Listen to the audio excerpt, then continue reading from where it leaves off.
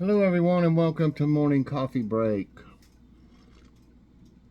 Hope everybody's alright. Today is Sunday, June 4th. Currently it's 70 degrees. High today is 83. It's been warm. Yesterday was very warm. I think it got to 86. Chance of rain 39% and winds at 3 miles per hour. So that's what's going on with that. It's awful early in the year for it to be already in the upper 80s. I'll bet you anything in July and August and even September, it's probably going to be really hot, which is rough on the garden. And, you know, it's funny. It's only rained one good time. It rained a little bit since I planted. It rained a little bit one day, but not even enough to get it really wet. And then the next time it rained for a whole day, which was fantastic, like a slow kind of a soaking rain. And that way it gets down into the water table and everything. But, you know, basically since I planted my garden, it's only rained like one good time. So, you know, they won't grow. They're growing good. As a matter of fact, I'm going to be doing a update real soon. Maybe I might do it tomorrow, but I don't know if it'll come out. It won't come out till the next day or so. But anyway, I'm going to do I'm going to do an update. But it's just been really hot, and it's hard on the plants, you know. And then when you're giving them tap water, that they don't grow the best on tap water unless it's been sitting like in a jug for 24 to 48 hours, closer to 48, to really get rid of the chlorine and stuff that's in them in tap water. And you know, you can't really do that. I'd have to have 20 jugs out there to do that. You know, fill up a bunch of jugs and then rotate them. You know, it could be done, but it would be aggravating to have that many jugs to water with.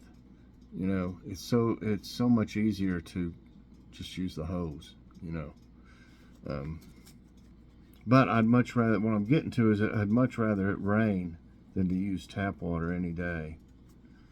But if you have container, you know, if you don't have a big garden and you have some containers with plants in them and vegetables and things like that, try to do that with your tap water. Get you some milk jugs and fill them up and let them sit in the garage or something.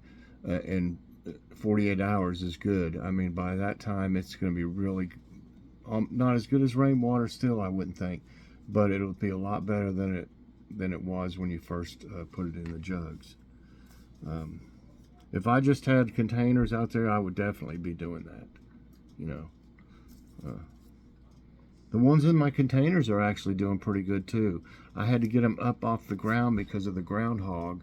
The groundhog will even eat stems of and leaves on tomato plants, and it's the only thing I've ever seen that actually, besides a hornworm. You know, hornworms will just eat everything, you know, on it. But I've been lucky. I think I only saw one out there last year. One or two. I can't remember. I know there was at least one. But, you know, I didn't have any kind of infestation or anything like that. It just was just that one time. But, yeah, most things won't eat on tomatoes, but that groundhog, it pulled it through the cage even. You know, it was in the middle and had a little cage around it. It pulled it through the side of the cage. And luckily I got it back in there, and with the support, it's still alive.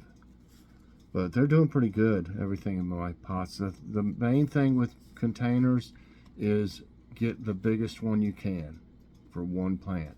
You know, the gallon ones will work okay, but eventually the roots of almost everything will fill a gallon container up. And there won't be like any, the soil just almost like just disappears somehow. It's all roots. Yeah, if you can get a big one, you know, like a 3 gallon to 5 gallon would really do good for tomatoes. I don't think I have any 5-gallon. I think the ones I got out there are like 3.5-gallon or something. They're pretty big. For my tomatoes, I mean. You could check with nurseries and greenhouses and stuff and get them cheaper, I'm sure, than the used ones that they have. I'm sure you could probably get them way cheaper than buying them at like Walmart brand new or something. I really think you probably could. I've never had to do it because I got tons of pots already. But I would like to have some bigger ones though.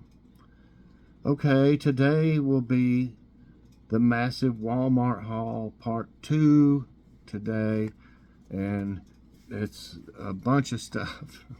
A bunch of stuff. And we got some new cookware, and it was relatively cheap, so I'm hoping it's okay. And I did a unboxing of it, and talked about it and read the things on the box, and showed everything. That'll come out soon. Okay, for dinner we ended up having pizza and salad Saturday night. So we're gonna have, and we were supposed to have stir fry. See how things get kind of mixed around? Because when we were supposed to have the pizza, we just didn't feel like doing anything. We didn't feel it was hot in here, and I didn't want to even use the oven. And we went to Pal's, and I got a Logan and I both got the chipped ham and cheese, extra lettuce. I did a short on it, but I don't think it's come out yet. He didn't get any fries. He don't usually get fries from any place like that. He said they're too salty. I didn't notice them being really salty, but if he doesn't want them, he doesn't. He don't have to get them. He just had some of his. There were those tortilla chip things that we did a review on. They're really good for you. He had that with his. And the chipped ham is much better for you than a hamburger, because ham is almost fat-free, most ham. And just have lettuce and cheese on it. I think it's got mayonnaise too. But compared to a burger, I'm sure it's got less fat and stuff. So I try not to get burgers every time. I kind of alternate. But so then tonight, we're going to have the stir-fry and egg rolls. Yeah. The stir fry, you can see it in the massive Walmart haul part 1, and it's actually in the thumbnail. It's Bird's Eye, that Voila brand. It's spelled V-I-O-L-A, but it's Voila. And I'm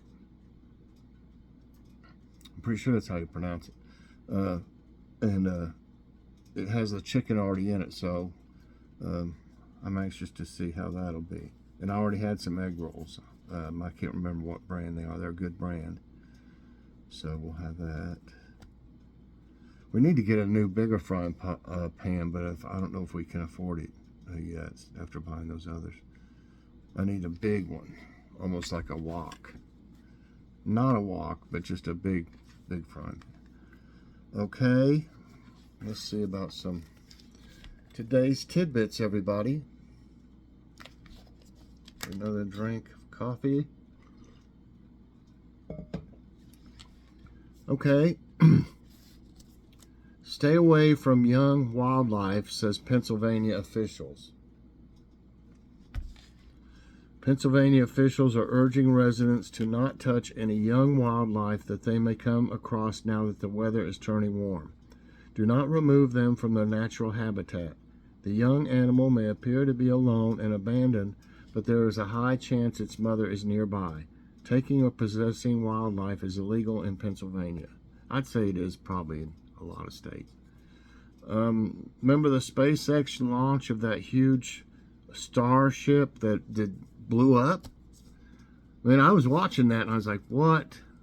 That is crazy, and I'm glad nobody was in it. I mean, come on. Yeah, cause unforeseen environmental harm. What do you mean unforeseen? They didn't know what could happen if the dang thing blew up, that it would. How is that unforeseen? I'm sure they probably knew something could happen. but they needed to warn people. A recent SpaceX Starship launch failure resulted in unanticipated environmental harm to the region, including Port Isabel, Texas. A spokesperson for the city described a cloud of heavy, gritty sand that fell over everything, while locals said the shaking was like a mini earthquake. The Starship exploded before entering orbit on April 21, 2023. That's crazy. World's tallest cedar tree resides in this U.S. state. It's kind of hard to see it. It's a little dark. That's it right there. The glare on this thing. Surprisingly, the state of Washington is home to the world's largest cedar tree, the Duncan cedar. Situated on the Olympic Peninsula, this colossal western red cedar reaches a height of 178 feet with a diameter of 19.4 feet. The Duncan cedar stands as the tallest tree species in Washington state, rivaling even the redwoods of California in height. And first of its kind Mars live stream interrupted by rain on Earth. Remember, I told you they were going to do a first live stream. A European spacecraft orbiting Mars sent its first live stream from the red planet to Earth on Friday to mark the 20th anniversary of its launch. It took nearly 17 to 18 minutes for each picture to reach Earth, nearly 200 million miles away. The transmission was disrupted at times by rainy weather at the Deep Space Relay antenna in Spain. So it made it 200 million miles here, but then had problems with the relay system. Okay.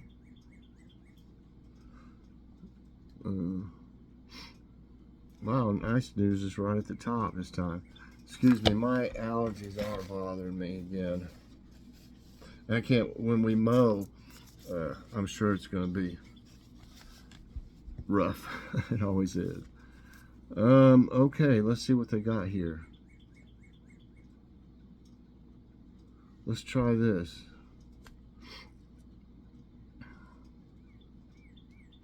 A history-making deep-sea expedition discovered rich array of life at 3 hydrothermal vents. Can't really tell much about that. During a recent oceanic expedition, a team of international scientists found 3 previously undiscovered hydrothermal vent fields in the mid-Atlantic ridge via the Smith Ocean Institute's new research vessel, Falkor. Per a press release from NOAA Ocean Exploration, the scientific expedition was the first since the 1980s to find vent fields in the ridge location, which stretches more than 400 miles. Hydrothermal vents are known as openings on the ocean floor from which heated, mineral-rich water emerges. I was wondering what those were for NOAA. Here, animals like the big fin squid seen below can survive, and rich ecosystems can flourish even with the absence of sunlight. Look at this thing. I saw a video, I think, on YouTube of one of those moving around. They're crazy looking. They're real long. Finding the 3 black smoker vent fields was thrilling and history-making in itself, NOAA said in the release.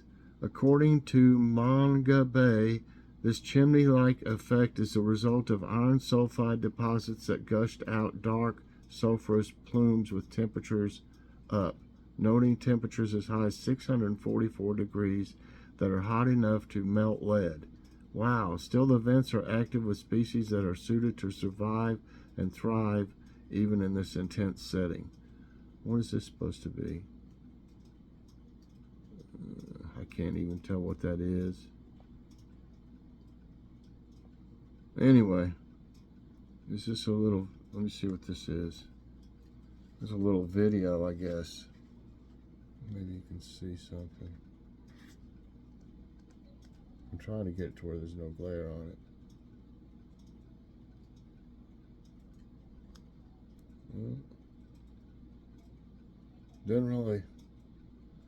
I don't really see anything moving around, y'all. I can see the This must be what they're talking about as far as that black stuff coming out. Sulfide or whatever they called it. Ooh. I bet that could be pretty dangerous stuff to, you know, especially it being that hot. Let's see. Okay, let's see if we got time maybe for one more. Okay. How about this? This sounds like a good story.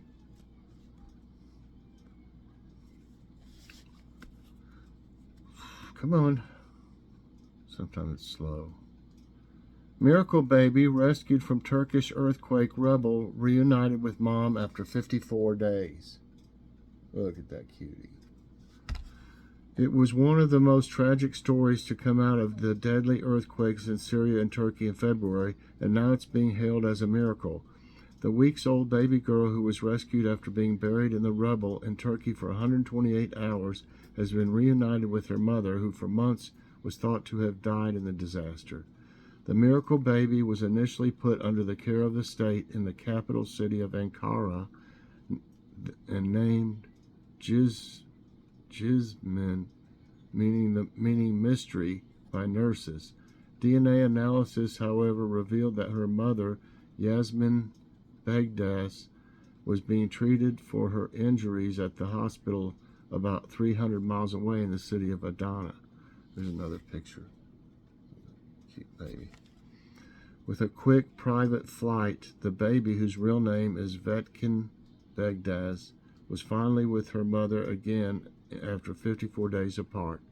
To witness their happiness is an emotional and beautiful moment for us too. Uniting a mother with her child is one of the most precious deeds in the world. Turkey's Minister of Family and Social Services, Derya Yannick, said in a video posted to Twitter per a translation from CBS News. So that is great.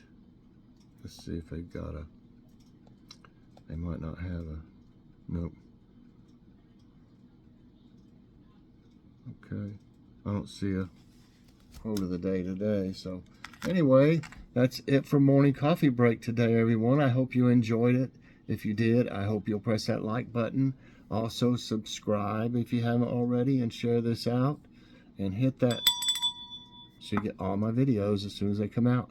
Everybody, I hope you have a fantastic day. Definitely check out, if you haven't seen it yet, watch the part 1 of the massive Walmart haul with the frozen and refrigerated and a few bigger items that I wanted to get out of the way. And then today, definitely check out massive Walmart haul part 2. Thanks for watching, everybody, and we'll see you later on. God bless.